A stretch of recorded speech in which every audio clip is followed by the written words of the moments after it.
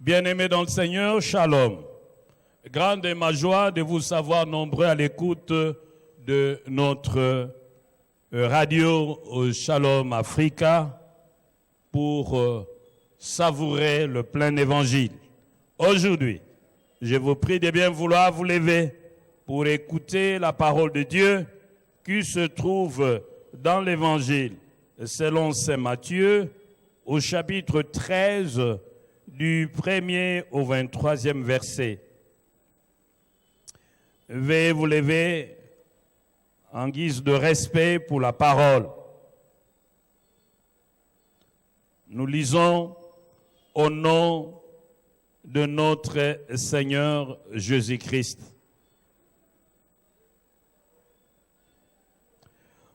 Ce même jour, Jésus sortit de la maison et s'assit au bord de la mer. Une grande foule s'étant assemblée auprès de lui. Il monta dans une barque et il s'assit. Toute la foule se tenait sur le rivage. Il leur parla en parabole sur beaucoup de choses. Et il dit, un semeur sortit pour s'aimer. Comme il s'aimait, une partie de la semence tomba le long du chemin. Les oiseaux vinrent et la mangèrent. Une autre partie tomba dans les endroits pierreux, où elle n'avait pas beaucoup de terre. Elle leva aussitôt parce qu'elle ne trouva pas un sol profond. Mais quand le soleil parut, elle fut brûlée et sécha, faute de racines. Une autre partie tomba parmi les épines. Les épines montèrent et l'étouffèrent. Une autre partie tomba dans la bonne terre. Elle donna du fruit, un grain, 100, un autre 60, un autre 30. Que celui qui a des oreilles pour entendre, entende. Nous allons verset 18e. Vous donc, écoutez ce que signifie la parabole du semeur. Lorsqu'un homme écoute la parole du royaume et ne la comprend pas, le malin vient et enlève ce qui a été semé dans son cœur. Cet homme est celui qui a reçu la semence le long du chemin. Celui qui a reçu la semence dans les endroits pierreux, c'est celui qui entend la parole et la reçoit aussitôt avec joie. Mais il n'a pas de racines en lui-même.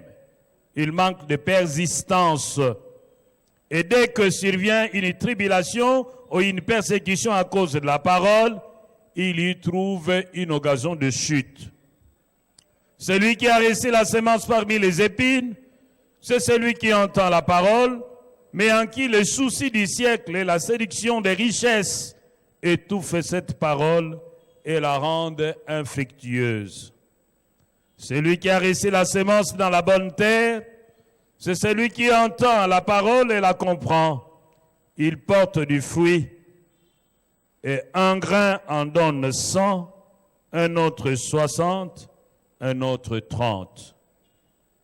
Veuillez vous asseoir. Quelle sorte de terrain es-tu?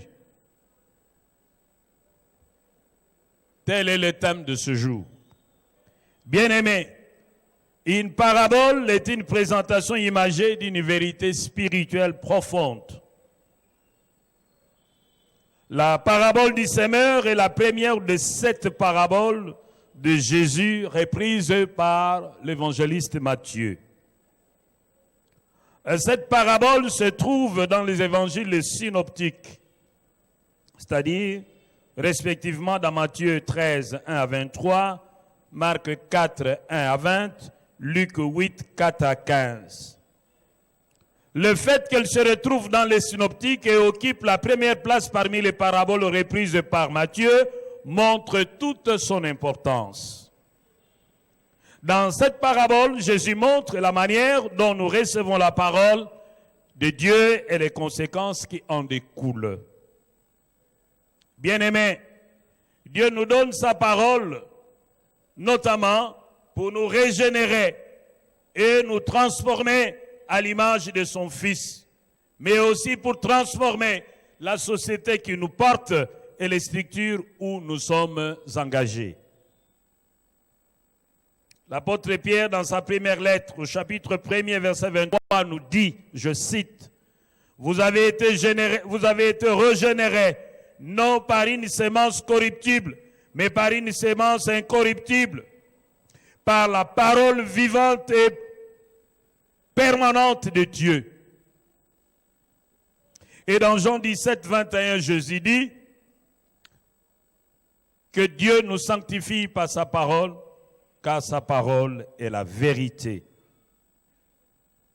Vous aurez compris avec moi que cette parole est sémée pour produire des fruits, c'est-à-dire communiquer la vie, et transformer les hommes, transformer les sociétés et transformer les structures. À l'époque où Jésus s'aimait, à l'époque de Jésus, on s'aimait d'abord et on labourait ensuite. Il y avait de pertes apparentes. Oui, des pertes apparentes des semences. Mais ces pertes étaient compensées par la production des semences qui poussaient bien. Notre souci aujourd'hui est de savoir qui est le semeur dont parle cette parabole. Quelle est la sémence? Que représentent les différentes sortes de terrains? Et enfin, que faire pour être un terrain qui produit des fruits en abondance? Pour y arriver, nous allons tour à tour voir une brève présentation de la parabole, ensuite une brève ou une explication condensée de cette parabole d'après Jésus. Ensuite, nous allons répondre à ces différentes questions que nous avons soulevées supra. Et enfin, nous allons répondre à la question de savoir que faire pour devenir une bonne terre. Bien-aimés, Jésus dit qu'un semeur est sorti pour s'aimer. Et jetant sa semence partout, une partie est tombée le long du chemin. Les oiseaux vinrent et la mangèrent. Une autre partie est tombée à des endroits pierreux où il n'y avait pas beaucoup de terre. Elle s'éleva aussitôt, mais comme elle n'avait pas de racines, lorsque le soleil est sorti, cette semence fut brûlée, elle sécha. Une troisième est tombée parmi les épines. Les épines montèrent et l'étouffèrent. Enfin, une quatrième est tombée sur une bonne terre et donna beaucoup de fruits. Un grain, 100, un autre, 60, un autre encore, 30. Jésus prend soin d'interpréter cette parabole. Bien-aimés, vous conviendrez avec moi qu'en lisant la parabole, l'accent est mis sur le sort des graines. Mais l'explication que Jésus en donne met plutôt l'accent sur la qualité de terrain. D'après Jésus-Christ, la différence des terrains explique la différence dans la productivité. Et voici l'explication qu'il en donne. Le terrain 1, le long du chemin. Les hommes et les femmes qui appartiennent à ces groupes sont ces hommes et ces femmes qui écoutent la parole de Dieu mais ne la comprennent pas. Et parce qu'ils ne la comprennent pas, le diable vient voler cette parole de leur cœur.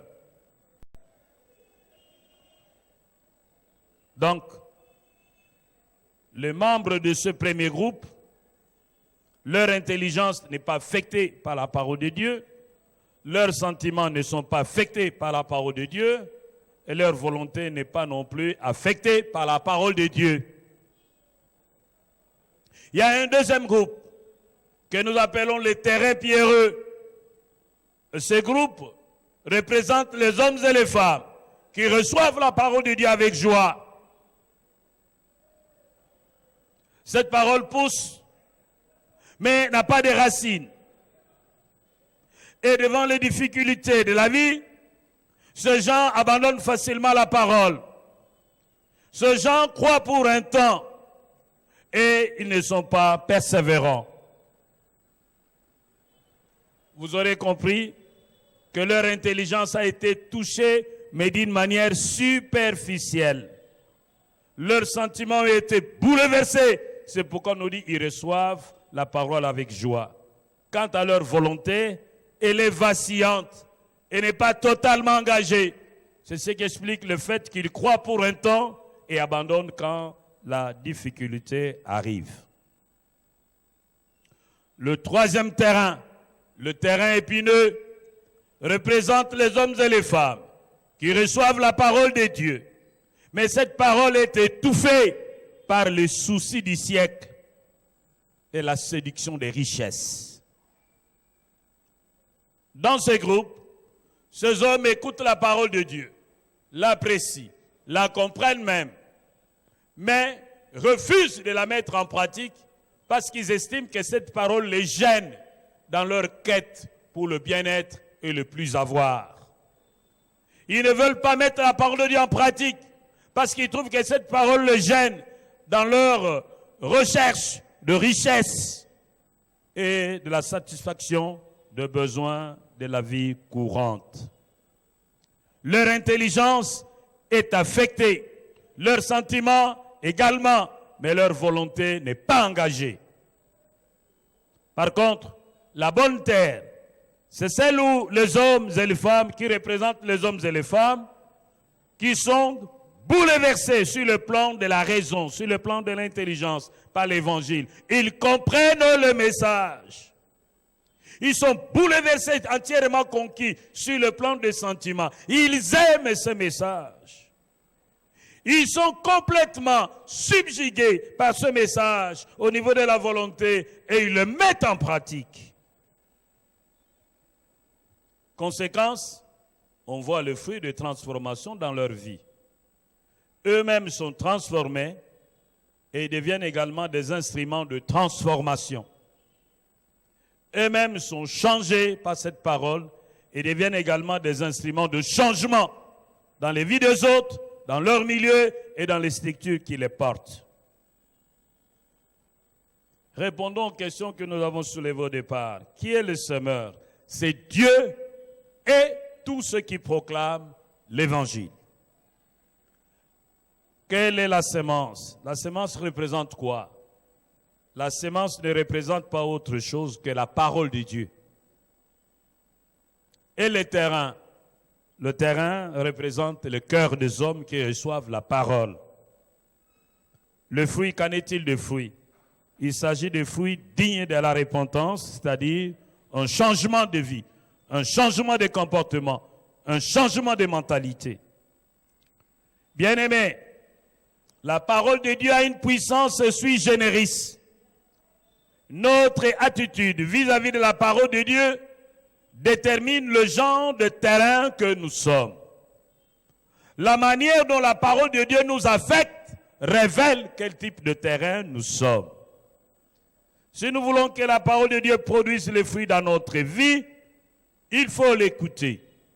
Si nous voulons que la parole de Dieu produise les fruits dans notre vie et change notre environnement, il faut qu'elle trouve de la place dans notre cœur. Si nous voulons que la parole de Dieu nous communique la vie et transforme nos vies et notre société, nous devons fournir un effort pour la comprendre et pour l'aimer. Si nous voulons que la parole de Dieu transforme nos vies et notre société, il faut nous soumettre à son autorité. Et nous devons placer notre confiance en cette parole. Si nous voulons que la parole de Dieu transforme nos vies et notre société, il nous faut la pratiquer. Ne nous bornons pas à l'écouter, mais mettons-la en pratique. Il faut éliminer les épines, c'est-à-dire les paroles opposées à la parole de Dieu. Éliminer de nos cœurs les sentiments opposés à la parole de Dieu. Tout ce qui est opposé à la parole de Dieu, qui rivalise avec cette parole, à ses dépens, doit être éliminé de nos cœurs.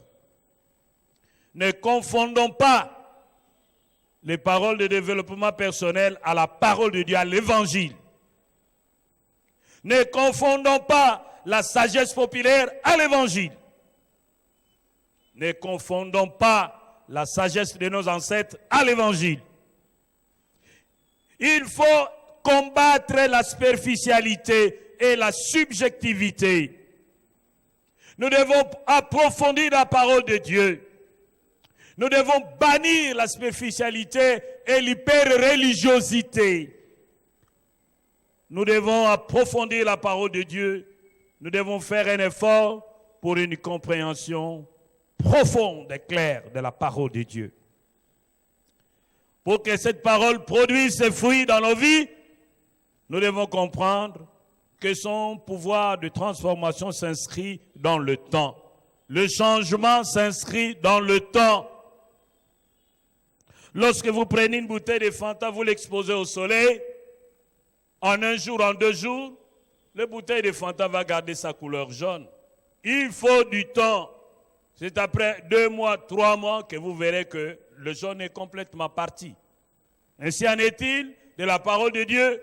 N'attendons pas une transformation immédiate. Non, exposons-nous le plus longtemps possible à cette parole.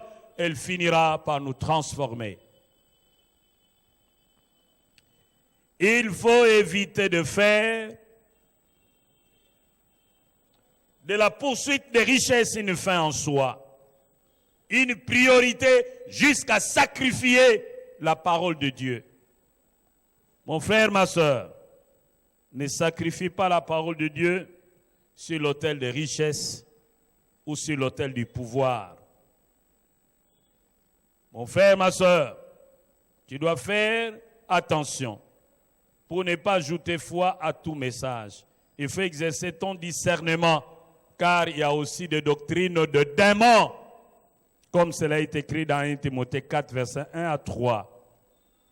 C'est pourquoi protégez vos oreilles. Ne prêtez pas oreille à n'importe quel prédicateur. Ne recevez pas n'importe qui. Choisissez qui écouter et quoi écouter. Mon frère, tout ce que tu gagnes en méprisant la parole de Dieu, tu le perdras tôt ou tard avec douleur et larmes. Tout ce que tu gagnes en méprisant la parole de Dieu, tu le perdras tôt ou tard avec douleur et larmes. Ta résistance et ta négligence de la parole de Dieu te coûteront cher, je dirais même très cher. Lorsque nous lisons dans les livres d'Osée 4, verset 6, la Bible dit « Faute de connaissance, mon peuple périt. » Et parce que tu ne t'es pas soucié de connaître Dieu, Dieu dit qu'il va te rejeter et il va oublier tes enfants. Et dans les livres des Proverbes, au chapitre 1er, verset 22 jusqu'à 33, la Bible nous dit que la sagesse s'écrit dans les rues, elle élève sa voix dans les places, elle crie à l'entrée des lieux bruyants, aux portes dans la ville, elle fait entendre ses paroles. Jusqu'à quand, stupide, aimerez-vous la stupidité? Jusqu'à quand les moqueurs se plairont-ils à la moquerie et les insensés haïront-ils la science? Tournez-vous pour écouter mes réprimandes. Voici, je répandrai sur vous mon esprit. Je vous ferai connaître mes paroles. Puisque j'appelle que vous résistez, puisque j'étends ma main et que personne n'y prend garde, puisque vous rejetez tous mes conseils et que vous n'aimez pas mes réprimandes, moi aussi je rirai quand vous serez dans le malheur. Je me moquerai quand la terreur vous saisira, quand la terreur vous saisira comme une tempête et que le malheur vous enveloppera comme un tourbillon, quand la détresse et l'angoisse fondront sur vous.